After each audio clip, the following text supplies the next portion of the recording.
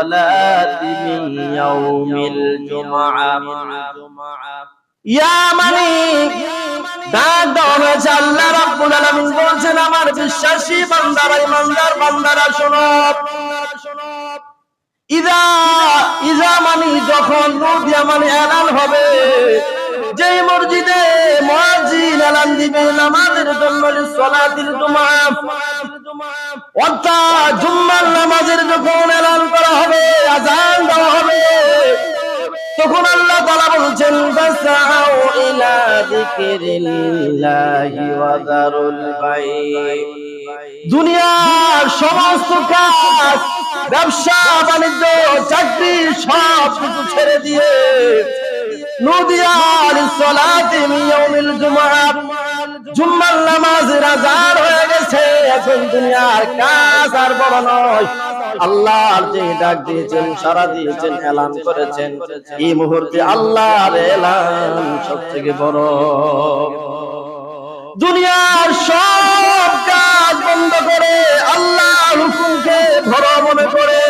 যে যে অবস্থা আছে ফেলে দিয়া ওযু গোসল করে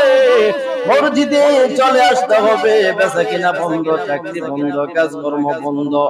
এই কাজটা করলে কি লাভ হবে বলেছেন যালিকুম খায়রুল লাকুম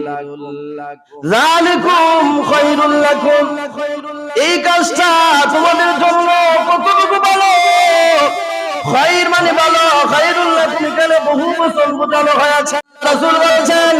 জামাআল্লাহু লাহু শামলাহু ওয়া লা বারাকা লাহু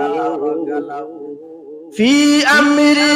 আলা ওয়ালা সালাতাহু ওয়ালা হাজ্জা লাহু ওয়ালা সাওমা লাহু ওয়ালা বিররা লাহু হাত্তা ইয়াতুবা ফামান তাবা তাবাল্লাহু আলাইহি কেউ যদি জুম্মার নামাজ না পড়ে কেউ যদি জুম্মার নামাজ না পড়ে তার একাত্মবাদ শক্তি মানে একতা শক্তি কমে যায় বা ওয়ালা বারাকা লাহু বরকত কমে যায় তারপরে ওয়ালা সালাতাহু তার নামাজ কবুল হবে না তারপরে হচ্ছে ওয়ালা হাজ্জা লাহু তার হজ করলে হজ কবুল হবে না